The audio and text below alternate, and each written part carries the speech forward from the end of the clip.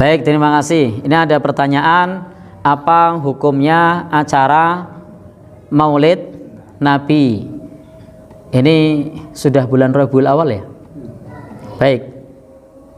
Jadi terkait dengan Maulid Nabi untuk Muhammadiyah itu menyampaikan di dalam bab ini tidak ada perintahnya, tidak ada larangannya.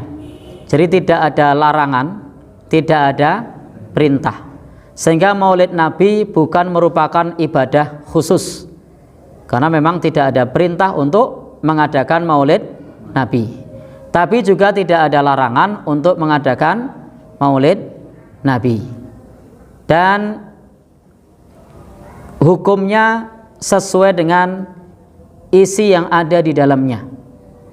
Ketika di dalam acara Maulid Nabi itu ada kemaksiatan, maka hukumnya haram. Contohnya apa? Contohnya misalnya campur aduk laki-laki perempuan. Di sana menampilkan biduan, ada musiknya, mencampur adukkan yang hak dan yang batil, biduannya nutup auratnya tidak sempurna misalnya, maka jelas ini haram.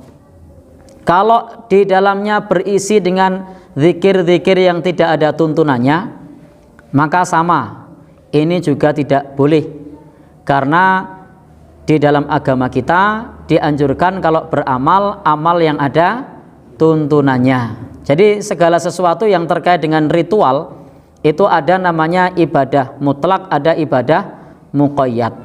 Maka yang mutlak diperlakukan mutlak, yang muqayyad diperlakukan muqayyad. Kemudian jika di dalamnya terdapat sifat atau sikap ghulu, berlebih-lebihan kepada Nabi kita Shallallahu Alaihi Wasallam, maka ini juga dilarang. Jadi tidak boleh kemudian ghulu berlebih-lebihan kepada beliau, karena beliau sendiri melarang kita berlebih-lebihan kepada beliau Shallallahu Alaihi Wasallam. Tempatkan beliau sebagai hamba Allah dan Rasulnya. Jangan sampai kita kemudian menempatkan beliau dengan kedudukan yang melebihi kedudukannya sebagai hamba dan Rasulnya. Tidak boleh pula di dalam acara tersebut terdapat kesyirikan dengan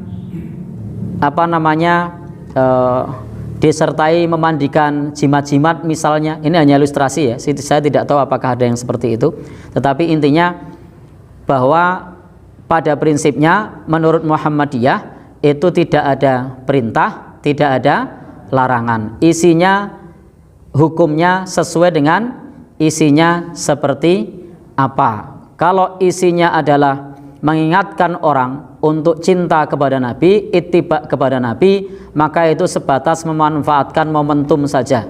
Tetapi kalau isinya adalah ritual yang tidak ada tuntunannya, jelas itu terlarang. Kalau isinya adalah berlebih-lebihan kepada Nabi, maka itu juga perkara yang terlarang. Tetapi kalau kemudian di sana ada keyakinan yang tidak dianjurkan oleh agama, maka juga harus ditinggalkan. Contohnya adalah meyakini roh Nabi datang. Kemudian berdiri menyambut kedatangan roh Nabi. Tidak ada dalil yang sahih baik dari Al-Quran maupun hadis Nabi yang menjelaskan dalam acara Maulid kemudian roh Nabi datang. Itu tidak ada dalilnya. Sesuatu yang terkait dengan keyakinan kita umat Islam, landasannya harus wahyu, bukan mimpi, bukan pula persangkaan. Jadi soal keyakinan, apalagi menyangkut perkara yang gaib, maka landasannya harus wahyu Al-Quran atau hadis Nabi Shallallahu Alaihi Wasallam, bukan persangkaan, bukan pula mimpi. Memang roh Nabi itu bisa berjumpa dengan orang beriman, hadisnya ada. Kalau terkait dengan mimpi, karena Nabi bersabda, man ro'ani fil manam faka'an nama ro'ani fil yaqdoh, maka seolah-olah dia telah melihatku dalam keadaan jaga. Jadi barang siapa yang melihatku dalam mimpi, maka seolah-olah telah melihatku dalam keadaan jaga. Itu benar. Kemudian Nabi bersabda bahwasanya fa inna syaiton la yatamassalu bi, setan tidak dapat menyerupai diriku kalau ketemunya dalam mimpi. Tetapi ingat, setan memang tidak bisa menyerupai Nabi, tapi setan juga bisa mengaku-ngaku Nabi. Nah, bisa saja setan menjelma menjadi orang yang berjubah begitu, lalu ngaku saya Nabi. Mungkin tidak? Mungkin. Nah, maka ketika mimpi ketemu Nabi, maka tidak usah diceritakan. Siapa tahu itu benar Nabi atau bukan, kita tidak tahu, dan rawan menjadi fitnah. Nah, maka kalau dalil mengenai Nabi datang pada saat acara, saya tidak mengerti tentang hal tersebut, dan tidak ada dalil yang sahih yang menjelaskan kedatangan roh beliau. Kalau wahyu yang menjelaskan seperti tadi, Nabi mengatakan barang siapa yang melihat Nabi dalam keadaan mimpi, maka seolah-olah melihat beliau dalam keadaan jaga. Ini yang menyebutkan Nabi ini wahyu, maka kita imani, kita terima. Nabi juga menyebutkan innallaha, sesungguhnya Allah harrama ajsadal anbiya alal ar. Allah Subhanahu wa taala mengharamkan jasad para nabi bagi bumi. Jadi bumi itu diharamkan untuk memakan jasad para nabi, jasad nabi utuh-utuh. Maka karena ini yang menyebutkan adalah nabi, hadis, maka kita imani. Jadi kalau yang menyebutkan Al-Quran atau Nabi, dalilnya sahih, prinsipnya adalah wa ma yantiqu anil hawa in huwa illa wahyu yuha. Apa yang disampaikan oleh beliau bukan dari hawa nafsu, tetapi wahyu yang diwahyukan. Sekarang pertanyaannya, kalau Nabi hadir pada saat acara maulid, itu dari Quran bukan? Bukan. Dari Nabi bukan? Bukan. Lalu atas dasar apa? Menyampaikan bahwasanya Nabi hadir pada saat acara maulid. Maka kalau dalilnya pakai akal, maka ini bantahnya juga bisa pakai akal. Lah kalau malam itu ada ribuan maulid, terus gimana?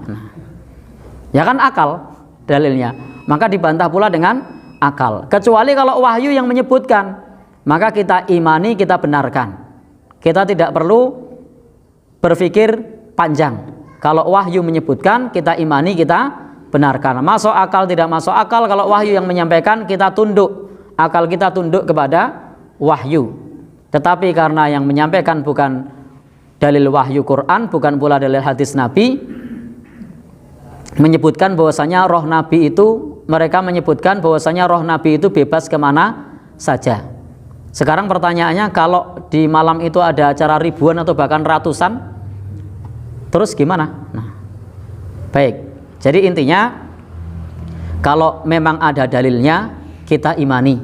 Karena tidak ada dalilnya, tidak perlu diimani, tidak perlu diyakini hal yang semacam itu. Karena keyakinan itu butuh dalil. Wallahu a'lam bishawab.